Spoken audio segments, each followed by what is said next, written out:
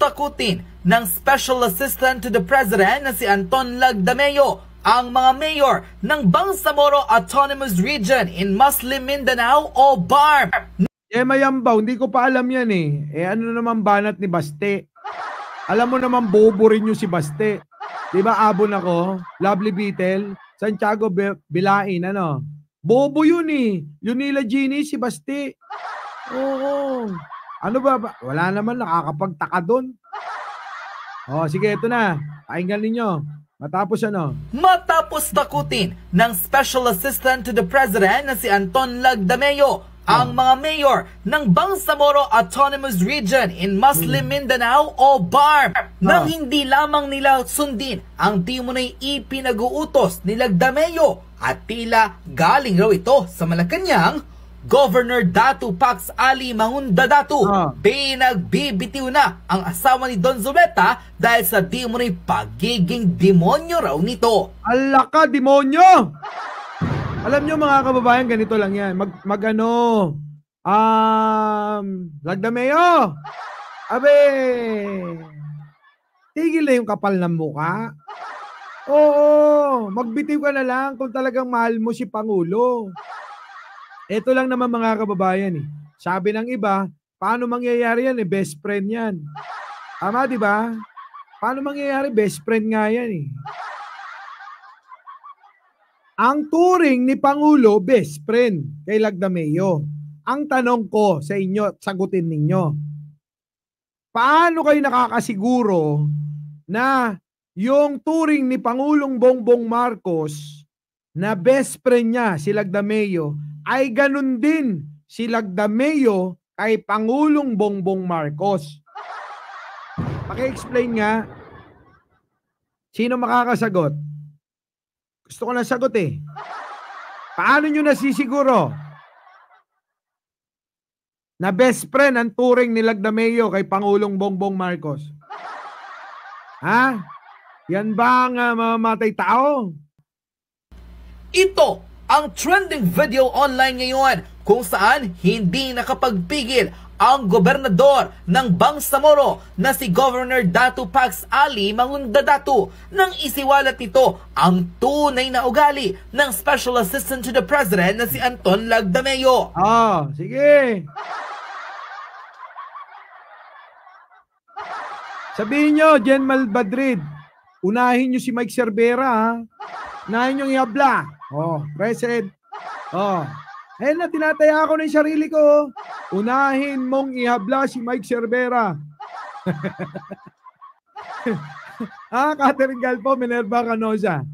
Omey. Ngayon talong yun, bakit kaya ang lakas ng loob ni Mike Cervera? Arman Oresca. Paano natin malaman ang katotohanan kung isang side lang ang pakikinggan? Yung, tama. Bakit? Bakit hindi nyo siya tanungin? Diba? Lagdameo, magpaliwanag ka, ganun. Totoo ba, Lagdameo, na na sinasaalang-alang mo ang proyekto ni First Lady para sa sarili mong interes sa politika? Totoo ba na yung mga para sa mga kababayan natin na magbenepisyo na, ha? Pag ang inggit, umiral Boss Mike, nakakasira, totoo yan. Di ba?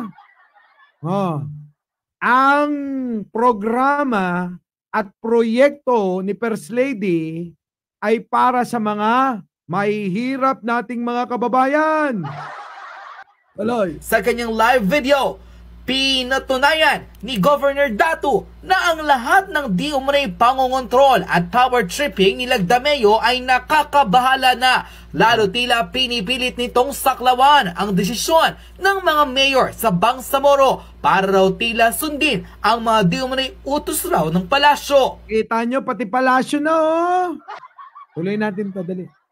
Ayon sa revelasyon ni Governor Datu, tila pinagpupunterya raw kasi ni Lagdameo ang mga mayor ng Bangsamoro at tinatakot pa raw na kung hindi susunod sa kagustuhan ng palasyo sa darating na eleksyon, tila pakakasuhan raw nila ang bawat alkalde sa nasabing rehiyon. Kita nyo mga kababayan, ginagamit na ang palasyo. Okay lang sa inyo yun. Kasiraan kay Lagdameo, kasiraan din kay PBBM. Kaya nga kailangan niya na mag-resign eh. Kaya Lagdameo, mag-resign ka na. Nakakahiya. Oo. Nakakahiya. Sabi fake news ka na naman. Ano ba yung pinake news ko? Tom Makusi. Pakilatag kung ano yung mga pinake news ko dyan. Na naman ka mo eh. Ano ang pinake news ko? Pakilatag. Pagka hindi mo nalatag yan, talo ka ha. Pag wala kang nailatag kahit isa na pinake news ko, talo ka na ha. Pero friend pa rin tayo. Oo, peace be with you pa rin. Di ba? Pero talo ka. Pag wala kang nilatag, paki-comment. Ilitanya mo yung mga nananaman na mga fake news na sinasabi nyo. Ayan o, ang dami nyo dyan. No? Wala naman akong binablock dyan. Wala naman akong hinahide. Di ba? Ngayon, sa mga nagsasabing fake news ako, ilatag ninyo diyan sa comment section. Ano yung pinake news ko sa inyo? Sige nga. Para lang ayoko nang may kaaway. Gusto ko nagpapaliwanagan. Ang tanong ko sa inyo, sa lahat ba ng sinasabi at nakikita nyo kailangan yung paniwalaan? Tandaan nyo, politika to. Politika malalim. Nakangiti sa harapan nyo. Pero sa likod ninyo, Di ba? Wala. Nasa likod nyo, sinasaksak kayong ganun, no? Di ba? Malalim. For the resignation of Sap Anton Lagdameo. I hope that he stops interfering in elections. Dahil sinabi ng Pangulo, magkakaroon ng honest and credible elections. Correct. Di ba yan naman ang gusto ng Pangulo? Bakit parang hindi nangyayari? Bakit ginagamit ang Malacanang, ang Pangulo, ang First Lady para sa kanilang mga pasariling interes? Yung ba'y maituturing ninyong mga kaibigan? Kakampi? Ay, nako. Oh, sige, tuloy. Tatlo lang kayo. Hindi I hope that SAP will stop harassing the mayors. Kasi hindi yan ang pag-uugali na isang bagong Pilipino. Takutin mo ang ating mga mayors. Ni-harass mo sila. At sasabihin mo, kung hindi ka sasama sa utos ng Malacanang, diba? Name drop pa ang Pangulo. Kakasuhan ka namin, tatanggalan ka namin. Name drop pa ang Pangulo. Mga boss naman. Bakit mo kailangang i-name drop ang Pangulo? Bakit kailangan mong gamitin si Pangulong Bongbong Marcos? Diba? Ang bodyguard, papalabanan ka namin, papakulong at paparade ka namin. Sap Anton is no longer representing the principles and ideas of the President. Correct! Diba? Boss Mike, yung mga walang kwenta. Ibabalita daw ba? Talaga ba? Dito lang. He must be an extension of the President. Extension not in politics, but in service. Taba ng pisngi. Mukhang matakaw rin, Umigis paro, Oy, hindi ko pinagtatanggol to si Mangunda Dato, ha? Oo. Hindi ko yan pinagtatanggol. Tuloy. Dapat hintuin niya na ang mga yan. I really have no idea kung bakit biglang naging ganyan ang ating kaibigan. He was a very close friend. He was even a partner in many things. Pero bigla lang na nakapagsabi siya na ganito, ganyan. Hindi pwede. Ang term na ginamit niya, putulan daw ang pakpak ng mga taga-Sultan Kudarat. O, kita nyo? Gamit na gamit si Pangulo eh. Positive effect. I don't believe this must prove. Opo, wait lang mo kayo. Sabi ko, anong kinalaman ng Sultan Kudarat sa kanyang personal interest? I really have no idea whatsoever. Pero ang naging evident, dahil sa kanyang pinanggagawa, ay sinisira niya ang mga pamilya doon sa Maguindanao. Tinatakot niya ang mga mayors. At hinaharas niya itong mga kapamilya. At sinasabi niya na kaya niyang patanggalin kung sino man ang gusto niyang tanggalin. Sabi namin sa kanya, ang ka nakakita naman ng ganun. Diba? Pwede ba yun? Mas magaling pa sa Pangulo. Diba? Eto mga kababayan sa baba. Eto mga kababayan dagdag pa ng gobernador si Sap Lagdameo din ang dahilan kung bakit di natuloy ang pagdaraos ng Love for All outreach program ni Unang Ginang Lisa Araneta Marcos sa Maguindanao. 2 linggo na ang nakakaraan. Yan mga kababayan eh. Ito totoo ito. Yung Love for All na proyekto ni First Lady na para sa mga maliliit nating mga kababayan, abay dinamay. Ginawa pa, Ginawa pang sinaalang-alang. Para saan? 'Di ba? Positive effect hindi tayo mag-aaway-away dito. Bati-bati tayo. Ako galit ako. Para saan? Tama ba na gamitin ni Lagdameo yan na nga lang nakatutok si First Lady sa proyekto ng Love for All niya? Bakit kailangan mong gamitin, Lagdameo, to? Gusto mo bang ipakita sa mga tao at mga opisyales sa Mindanao na walang po pwedeng bumangga sa'yo? Dahil, mga kababayan, kaya mong hadlangan maging ang proyekto ng ating Unang Ginang. Sa Lagdameo, magpaliwanag ka. Yun lang naman eh. Bakit di ka magsalita? Paliwanag mo sa tao. Diba? Hindi yung tatakutin mo. Didimanda ko kayo. Yung ba yung sagot? Demanda. Paliwanag ang kailangan ng tao. Hindi paliwanag. Hindi demanda. Sorry. Timmy Kalilab. Umigas paro.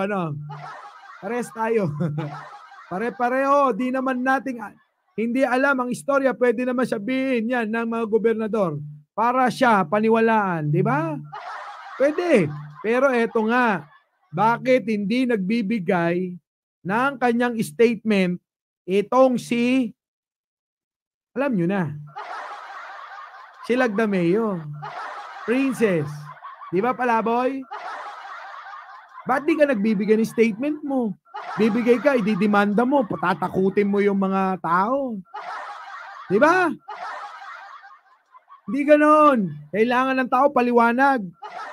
Bakit mo sinasaalang-alang yung proyekto ni First Lady? Mali ba? Hindi ko ba pinagtatanggol ang Unang Ginang at Presidente? Hindi ba? Yun nga sinasabi ko. Ang tanong ko ulit. Ngayon, ang tanong ko, si Lagdameo ba tinuturing niyang kaibigan si Pangulo?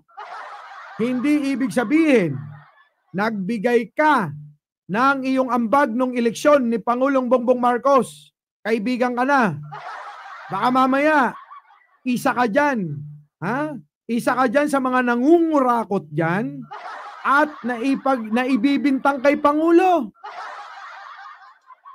Kawawa naman si Pangulo. Di ba? Kawawa naman si Pangulo. Sana makuha nyo kung saan ako nang gagaling Nagets nyo ba ako kung saan ako nang gagaling? Anak ng pating naman, mga kababayan. Tagal-tagal na natin magkakasama. Minsan wala pa akong naging fake news sa inyo.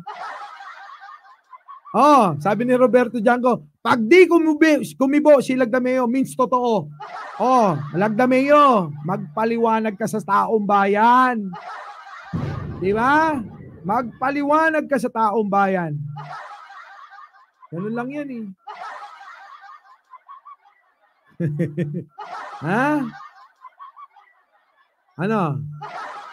Nagets nyo na. Sa Cubao, boss. May alis sa Cubao. Sa monumento. Ano siya doon monumento?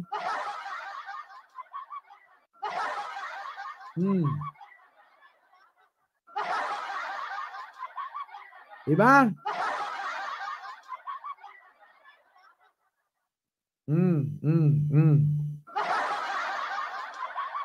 Yun lang ang tanong ko, mga kababayan. Kung hindi ka magpapaliwanag sa taong bayan dahil kailangan naman nila ng paliwanag, iisipin ng mga tao, totoo yung mga binabato sa iyo. Diba, paring Red? Bakit hanggang sa ngayon, etong si Lagdameo, na best friend ni Pangulong Bongbong Marcos, sinasabi ko naman sa inyo eh, best friend ni Pangulong Bongbong Marcos. Oh. Eto, chismis lang ha. Ang bulong sa akin eh, si Lagdameo daw ang nagbibigay ng feedback sa nangyayari sa mga Malacanang eh. Oh, kita nyo mga kababayan? Kaya ang masakit dito, yung alam natin, hindi nila alam. Kaya akala nila fake news tayo. Ano? Ay, nako. Anyways, mga kababayan, sobrang tagal na itong live natin. At, ulit, opo, kita-kita tayo. Sa mga hindi pa nakasubscribe kay Chris Ulo, kahit nangaaway yan. At si Cel Sky, baka masira friendship nila ni PBM dyan. Opo, kung ganun din lang, di ba? Ang pinaglalaban mo kasi yung issue ng mga, hindi issue ng mangundadato. Hindi ko pinagtatanggol ang mga mangundadato. Wala akong pakialam sa kanila. Mga kababayan, ha? Wala akong pakialam sa kanila. Oh, di ba? Romnita Alcantara, opo. Oh, magmatsyag kayo mga boss. Basta tayo, gusto ko yung nagbibigay tayo ng kanya-kanyang opinion sa bawat isa. Okay? Malapit na, magkaalaman, abangan. Muli! Oo, mahal ko kayo, mga kababayan. Against man kayo sa opinion ko, ako hindi ako, nire-respeto ko yung opinion ninyo. Yung opinion ninyo ay nire-respeto ko. Tandaan nyo yan. Opo ha. Kaya ako nagtanggal ng mga naka-jacket dyan kasi daming nag-hide. Ayaw na ayaw ko niyan. Bakit? Kasi gusto ko meron akong kahuntahan para kapaliwanagan sa mga sa mga opinion natin. Kasi kung ibablock natin yung salungat sa opinion natin, walang kwenta tong pagbablog na to. Tama ba? Oh, 'di ba Roberto Django? Pag vlogger ka, huwag ka mainit. Ang ulo, love the basher. Tama! Oo. Opo. Mike Cervera po laging nagsasabing, mahalin natin ang ating kapwa. Ipagdasal po natin lagi ang ating bansa. Magandang umaga, magandang hapon at magandang gabi. Sa amandako ng mundo, naroon kayo. Siyempre, magandang buhay na rin para sa ating lahat. Our beloved Boss Mike Cervera.